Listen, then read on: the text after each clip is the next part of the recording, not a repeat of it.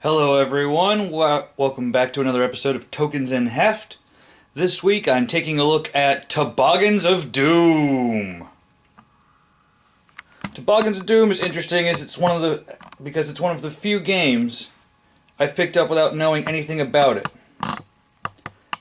That box pretty much was all I needed. Now, it wasn't just the front, though. The bat-wielding, knife-bladed toboggan he's even got a rabbit's foot, is fleeing a yeti and a UFO. There's all sorts of stuff. The mad scientists are down here. There's snowmen. Got our yeti. And really just looking at some of the example obstacles really sold me on this. Igloo, there's a flamethrower. Well, that's actually an option for you. That's one of the power-ups. It's Evil Tree, Shark Attack, and the Snowman Phalanx. Something about the Snowman Phalanx is really what did it for me. It called me in. And also, somewhere on here, it mentioned that one of the things you have to get past was your ex-girlfriend. And, wow. This thing got me on, I don't know about theme, but interesting and humor. And here's something I like. They do kind of the normal thing, how long it takes, players, ages. But I like these little guys down here. Let you know I think it's on a scale of 1 to 5. So there's some difficulty, which is true. You know, it's not easy, and you need some difficulty anyway for it to be a good game. Moderate strategy. That's true, you want to pick good things. You want to get your the right kind of upgrades to fill in the gaps. High luck. That couldn't be more true. The game we played last night went rather quickly. The first game we played, we actually ended up with a real winner. So let's take a look at this game. What do you get inside this box? Well, you get 45 tiles to make up the mountain. You get even more tiles that are for the upgrades. You get 2 sets of dice, 1 red, 1 blue, as well as a bunch of victory points. Actually, I think they're just called straight up points in this. So you get a bunch of 1s and 5s for points. Nice thing about those, they were pre-punched out in a little baggie. All of this is pre-punched out, which is nice and probably actually makes it for a smaller box for them. There's the other dice, and there's not a point in zooming in on it because I can pick it up. Our manual of destruction. Yeah. You got a quick reference on the back. This is not the best instruction booklet.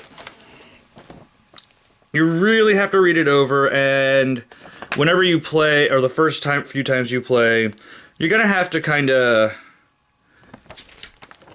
not fudge things, but you and your friends are gonna have to agree on how things work. Now, the game itself is actually pretty simple. And I love the way the bidding works out. More or less, you're in around buying upgrades, and then everyone tries to bomb the mountain. The mountain is made up of 2 sets of 9 tiles. You can see we've got that up there. That's the top of the mountain. Next set is another 9 tiles in a 3x3 grid. Last set is 3 across and 4 down. And the 3 across are the different lanes you'll be flying down. Before you actually start a game, once you've actually got it set up, the top 3 obstacles are visible. Because you know what's directly ahead of you. We've got some normal things that aren't too wacky. We've got river rapids. Not bad. Tricky. We've got a snow fox den. Seems like a normal thing you'd find on a mountain. And then, there's your ex-girlfriend. And the thing that's funny about the ex-girlfriend and a couple other things is there are 3 types of obstacles. There's overs with a yellow over arrow. There's a round with a blue to the side kind of arrow. And then there's through, which is red straight ahead kind of arrow. And the only way to get past your ex-girlfriend is to get over her. Now, you see there's the D10 or D12. That means that your opponent, or in a multiplayer or more than 2-player game, the person to your left, or the person who goes next, however you're doing it, they would roll a d10 and a d12. Whichever one is higher is the number you would have to meet or beat.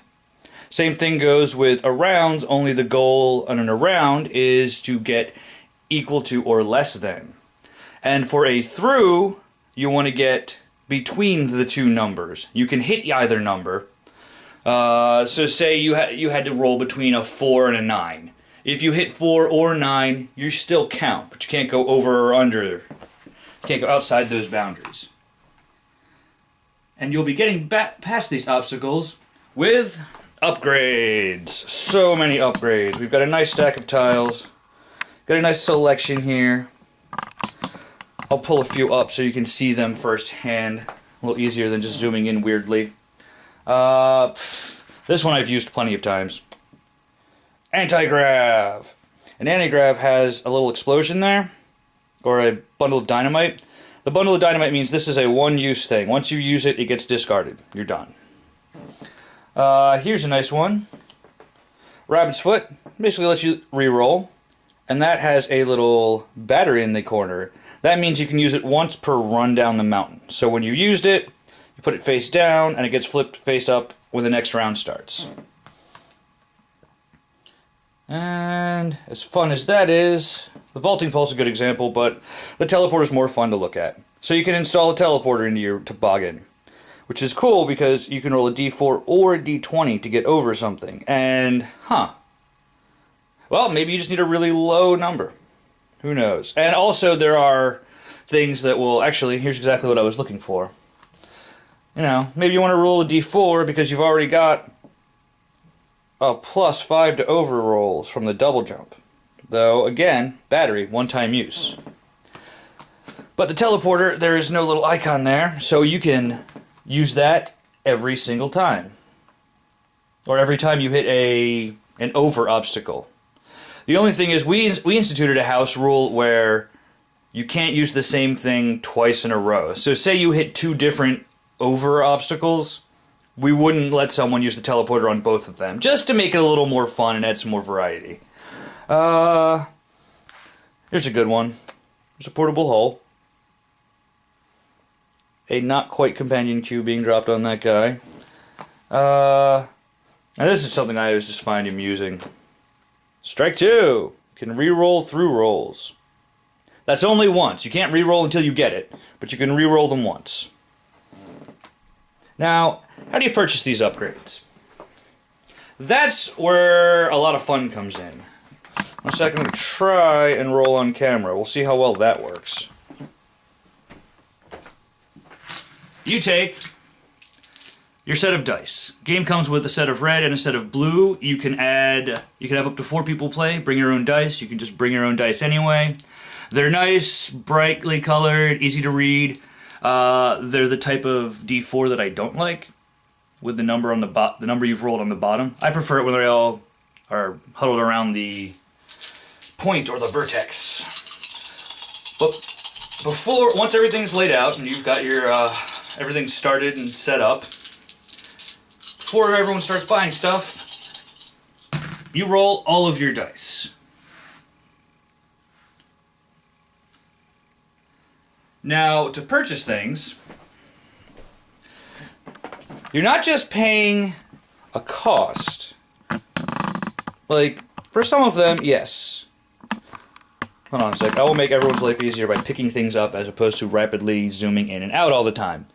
Let's say I wanted the frickin' laser beams. And here you can see, this is kind of a complaint I have, is that they're all done on glossy stuff. And it's not that bad, but I haven't played this in my local store yet.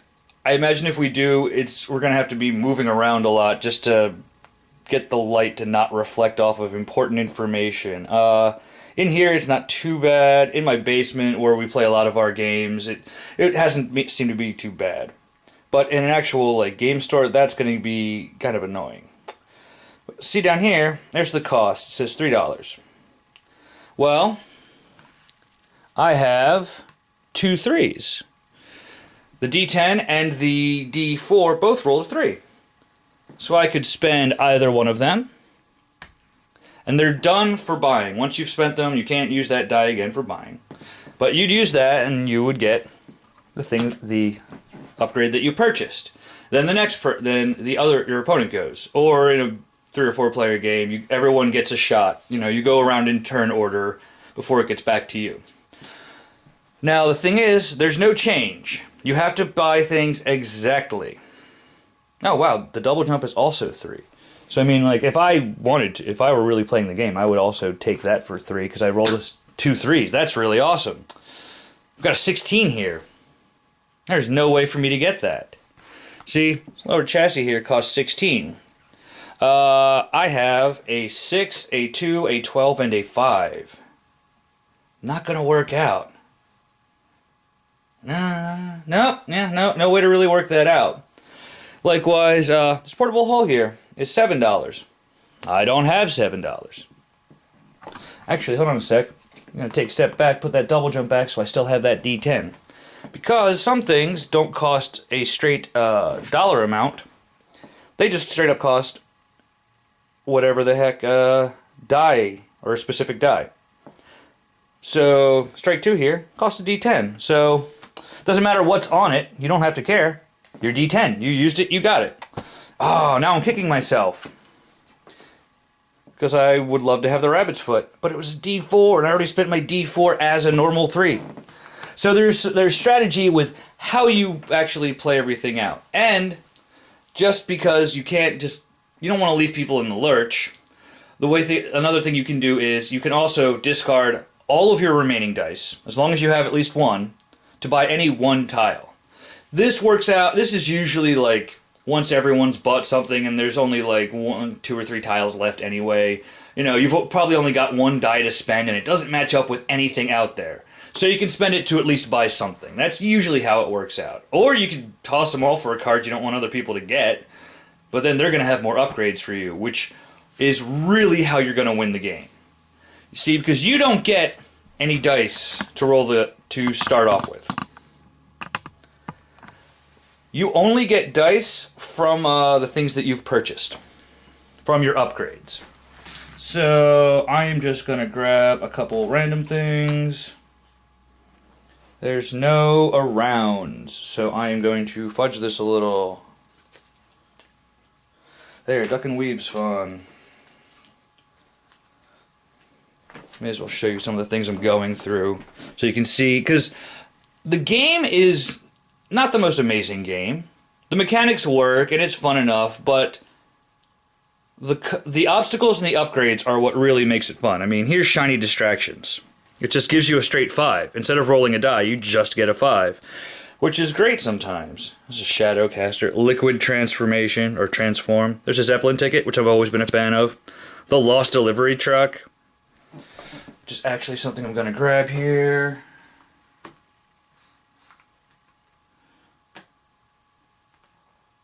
Let's get rid of the frickin' laser beams. Alright, so now that I've set up a little mock deck here, I have given myself, let me just adjust that, wasn't that fun? I've given myself the vaulting pole, duck and weave, chopper blades, and, just for fun, the lost delivery truck.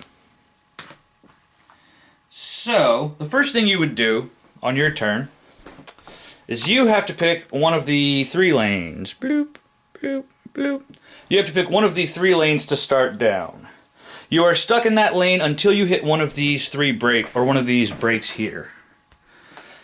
When you hit a break, you get some bonus points. And we'll go over scoring in just a minute because it's not that tricky. And it'll come up naturally anyway. Ooh. I want to go over the river rapids. It seems a D12 roll or an 8. So maybe I have to hit an 8. So take the D12. My opponent would be rolling the D12. Rolled a 9, which means I now have to use one of my over upgrades. You have to use a matching upgrade. to roll higher than 9. Well, equal to or higher than 9. I'm going to use the pole vault because it's the best thing ever, and I'm going to roll a d20. I rolled a 12. Hold on a sec. I rolled a 12, which means I successfully got past the river rapids, and I would turn over the next tile. When you uncover a new tile, or when you get to flip one over, then you get a point. Behold, a point. And then you get 1 point. Now the next thing I'd have to beat is an acid pit. It's an over. So my opponent says D10 or 5. My opponent rolls, got a 6. So I have to get a 6 or higher. And because of the house rule my friends and I have, normally you would just use the vaulting pole again. That's easy. You roll a D20 and do it. My friends and I, the way we like to play is that you can't use the same thing twice in a row, just to make things a little more fun and varied. So in this case, I would be using the Lost Delivery Truck. I can roll a d6, or I can just take a straight 9. In this case, I'm going to take a straight 9, and because of the battery icon, this is done for the run. So I put it face down, back over here. I would get succeed, flip over the next one, which would give me another wonderful point. How much fun is that? This is the mammoth herd. This is a through roll. There are a couple cards that don't have colors in their icons, and I don't know why. This game, I feel, would benefit from a second printing with some clarified rules, some non-glossy tiles, and the few ones that aren't colored in could be colored in. But really, better rules than the non-glossy tiles is what I'd prefer. Because the game has actually been pretty fun so far. But you'll see I need to get between D20 and a D12. So we have our opponent rolled a D20 and a D12. I rolled a 9 and 11. So, to get past the mammoths, I have to play through upgrade and get myself between a 9 and 11.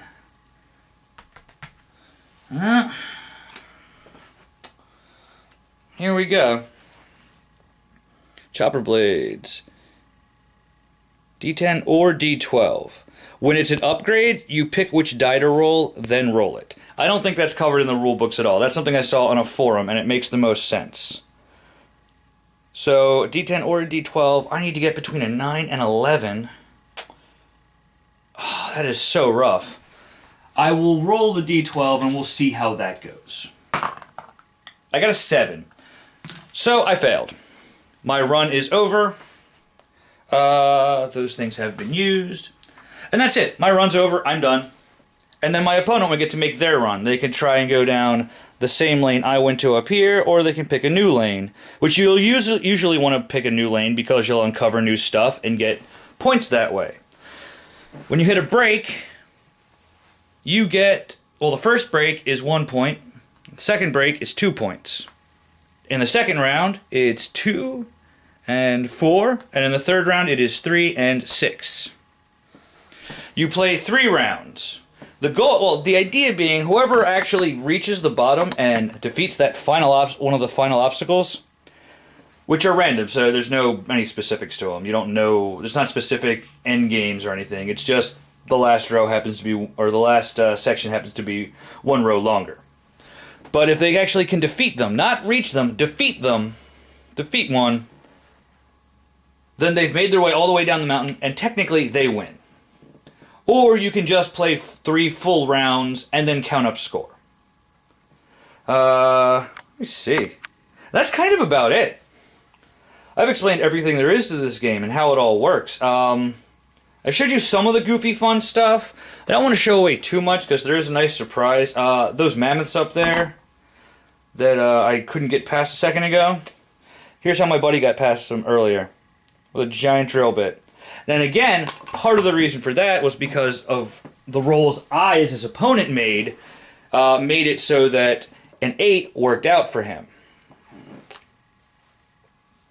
Air brakes, nah. Drink me. I always found this amusing so far. The portable ramp because I can't figure out quite how you would use it in mid toboggan run. But what have you. There's a backup generator, which I think has a flux capacitor in it. There's a 1-up. It's the only one in the game, and I'm pretty sure that's the most expensive item in the whole game for $21. Which means you have to have exactly 21. You usually end up using like 3 dice on that. Here's a good one. Everyone seems to enjoy. There's a Quake rocket jump. Good for throughs and overs. And before I show off too much stuff, and then I will show you, there's an army of moles. It's a fun game. It's not the most amazing game in the world. It's not as intricate and complicated as many of the other games I have, but Toboggans of Doom is a fun little game. And I'm really happy that a game I knew nothing about and picked up solely on the box actually turned out to be a pretty fun little game. Let me reorient that. So Toboggans of Doom. If you're okay with there being that high chance factor with the dice, and you seem to like the theme and the sense of humor they've got going, I recommend you pick it up. I mean, my game store was like $20. $20 for a game I didn't know. This was totally worth it. It's been a good amount of fun. We've really enjoyed it so far. You just got to remember to talk about, to role play a little bit. You know, it's not, okay, cool, I rolled the dice and I did it. That's not as much fun as, oh, okay, I used the portable hole. All right, my toboggan, I used my portable hole, and that helps me get past the Aurora Borealis. That's, actually, it's a through roll, so that would work. I have to get between 5 and 9, and it's an 8 minus a d8. That'd actually be a good roll. I'm trying to think. I always love this one. This is one of the obstacles, a traffic jam. I just like that picture and just the idea of them all sitting there on the mountain waiting for their turn or waiting to go. It's a fun little game. It's goofy, it's silly, it's simple, it's fast. It's a good little light game. I don't know if I highly recommend it, but if you're into the theme, into the humor, definitely recommend you pick up Toboggans of Doom. This has been Lincoln for Tokens and Heft. I will see you guys next week.